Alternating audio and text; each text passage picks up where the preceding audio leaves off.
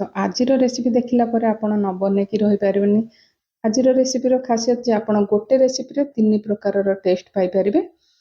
तो आज बनेबा सजना छुईर आपण सूप कहि परिबे, चारू कहि परिबे, भी सजना छुईर रसम कहि परिबे। तो ए रेसिपीर ना आपण को कौन कौन ना देले आपण मानको भल लागबो निश्चिंत कमेंट करी कहिबे। नमस्कार, स्वागत करछि देसी food code Odisha cooking channel को। तो ये रेसिपी बनाया मुझे देसी पाचिला टमाटो जो थी कि रेसिपीटा बहुत ही बढ़िया लगे। तो ये टमाटो को प्रथम मुझे धोईकी नहीं आपड़ जी बनबे से अनुसार आप टमाटो नहीं पारे।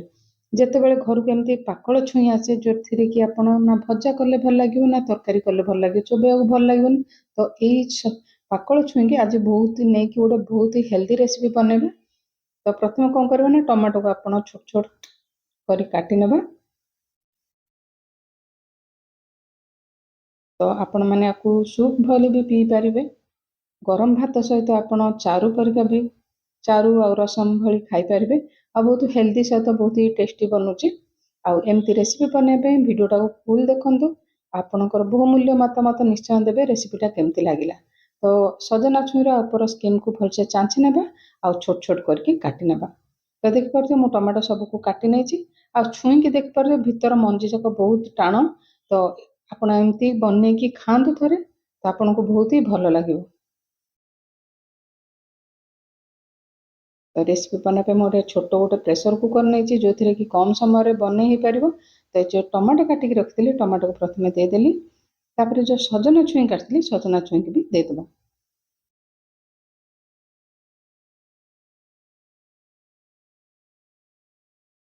तो दीटा आंबुल देती आप चाहिए तेंतुली भी दे पारे। तो खटा जी खाइबे से अनुसार आपन तेंतुली नहीं पारे। ये अध चामच देती हलदी गुंड ये स्वाद अनुसार लुण देदेबा। आपण सजना छुई और टमाटो सिझिला परी आपण पानी देदेबे जो थी कि आमर टमाटो और सजना छुई भलसे सिझीज।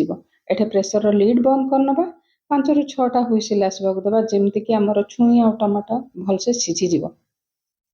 सेति भितर आमर गोटे मसला बनई नेबा आमर चारू रसम आपण जहाँ कहि परिबे तापे। तो मते तो सब इजी लगे एमती छोट ग्राइंडर नहीं कि ग्राइंड करदेबा भलसे आमर मसला माने ग्राइंड हो। आपन चाहे हेमदस्तर भी टिके परिश्रम करके छेची पारे। 20 ରୁ 25टा देती गोलमरीच एठे देती गोटे चामच जीरा बड़ अदा खंडे को छोट छोट काटिक नहीं आपको पल्स मोड रे ग्राइंड करनबा जेमती खदड़ा करी ग्राइंड हो। तो देखिपे पूरा खदड़ कर ग्राइंड होती हेमदस्तार कुटिले टिके परिश्रम भी लगे बहुत समय छेचिबाक भी पड़ो। तो ग्राइंडर एमती घूरेदेवे बहुत ही कम समय हो। तो ये प्रेसर रिलीज है आपको देखा। तो ये भलसे सीझीगला डंकी साहाय्य आम भलसे मिसई नेबा जमी छुई जाक भी भलसे माने फिटिज। आमर जो आंबुल पकई खटापी जेहेतु ये खटा टमाटो मुझे आंबुल यूज कर तेंतुली भी आपड़ जी खटा खाइबे से अनुसार तेंतुली भी पकई पारे। तो आज रेसिपीटा आपको जब भल लगे निश्चिंत वीडियो गोटे लाइक करने और चैनल नुआ थी चैनल को निहाती सब्सक्राइब करने। फेसबुक पेज रे देखिले फेसबुक पेज को फॉलो करने। तो जो जगह आम रसम बनवा से जगह गोटे बड़ जगह गोटे छणा रखिकी अल्प अल्प देकी आम छाणी नेबा सबको। जेहेतु पाकल छुई पाटे लगे भल लगे तो डंकी साहाय्य प्रेस कर तार सब जूस को बाहर करनबा।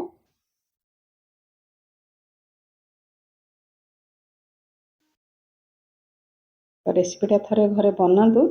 तो बनैला पर आपन रेसिपी केमती बनी निश्चिंत कमेंट करी कहबे। तो ये सब को आम फोपाड़बानी धोईकी भी आम बाहर करवा तार सब जूस को छाणी नेबा। तो सजना छुईर जो बुढ़ा माने पाकल चोपा जाक बाहर कलापर मु द्वितीय बार धोईकी पानी को सब छाणी नहीं। आपण चारू जी बहलिया करेंगे से अनुसार आपण पानी आड करने। तो सब खदा को बाहर करनबा। तो आमर ये चारू बनवाई रेडी हो गला। तो आपको आम गैस रे बसई नेबा।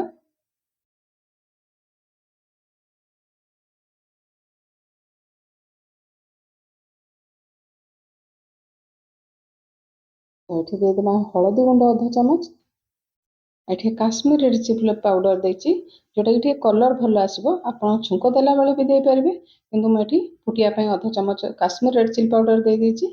ଆଉ ଏଠି ଆମେ ଯୋଉ ଗୁଣ୍ଡ କରିକି ରଖିଥିଲେ ମସଲା ସବୁକୁ ଏଠି ଦେଇଦେବା। ପ୍ରାୟ 3 ରୁ 4 ମିନିଟ୍ ଆମେ ଭଲସେ ବଏଲ୍ କରିନେବା।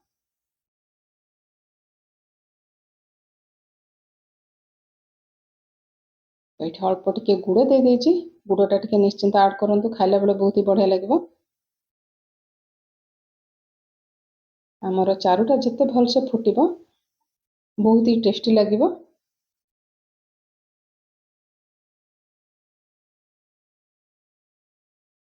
ଆମର ଚାରୁ ଭଲସେ ଫୁଟିଗଲାଣି, ଏଠି ଗ୍ୟାସର ହିଟ୍ ବନ୍ଦ କରିନେବା। ତ ଚାରୁର ଛୁଙ୍କ ପାଇଁ ମୁଁ ଏଠି 1 ଚାମଚ ନେଇଛି ସୋରିଷ ତେଲ, ଅଳ୍ପ ହେଙ୍ଗୁ ଦେଇଦେବା।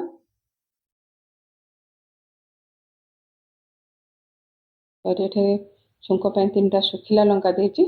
ଯଦି ଆପଣ ଟିକେ ଅଧିକା ରାଗ ଚାହୁଁଛନ୍ତି ଶୁଖିଲା ଲଙ୍କାକୁ ଭାଙ୍ଗିକି ବି ପକେଇ ପାରିବେ। ତ ଲଙ୍କା ଏଠି ଭଲସେ ଭାଜି ହେଇଗଲାଣି, ଏଠି 1 ଚାମଚ ଦେଇଦେବା ପଞ୍ଚ ଫୁଟଣ। ଯଦି ଆପଣଙ୍କ ପାଖରେ ପଞ୍ଚ ଫୁଟଣ ନାହିଁ, ଆପଣ ଜିରା ସୋରିଷରେ ବି ଛୁଙ୍କ ଦେଇପାରିବେ। ତ ଏଠି ଦେଇଛି 7 ରୁ 8 କୋଲା ରସୁଣକୁ ପୁରା ଏକଦମ ଛୋଟ ଛୋଟ କାଟିକି ପକେଇଛି। ଆପଣ ଚାହିଁଲେ ଛେଚିକି ବି ପକେଇ ପାରିବେ। ତ ରସୁଣର କଲର ବେଶୀ ଚେଞ୍ଜ ହେବାକୁ ଦେବାନି, ଟିକେ ଜଷ୍ଟ ଫ୍ରାଏ ହେଇଗଲେ ଆମେ ଛୁଙ୍କ ଦେବା। ତ ରସୁଣ ବି ଏଠି ଭାଜି ହେଇଗଲାଣି। ଆଉ ଚାରୁ ମାନେ ଭୃସଙ୍ଗ ପତ୍ର ନିହାତି ଦରକାର, ତ ଅଧିକା ଟିକେ ଭୃସଙ୍ଗ ପତ୍ର ବି ଦେଇଛି। ତ ଗ୍ୟାସର ଏଇଟା ଆମେ ବନ୍ଦ କରିନେବା। ଚାଲନ୍ତୁ ଛୁଙ୍କଟା ଆମେ ଆମର ଚାରୁ ରସମ ଆପଣ ସୁପ୍ ଯୋଉଟା ବି କହିପାରିବେ ସେଥିରେ ଆମେ ଛୁଙ୍କ ଦେଇଦେବା।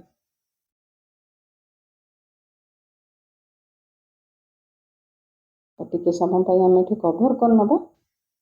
ତ ଆପଣଙ୍କୁ ଦେଖଉଛି 2 ମିନିଟ୍ ପରେ ଗରମ ଗରମ ଅଛି। ଏଠି କଟା କିଛି ଧନିଆ ପତ୍ର ଦେଇଦେବା।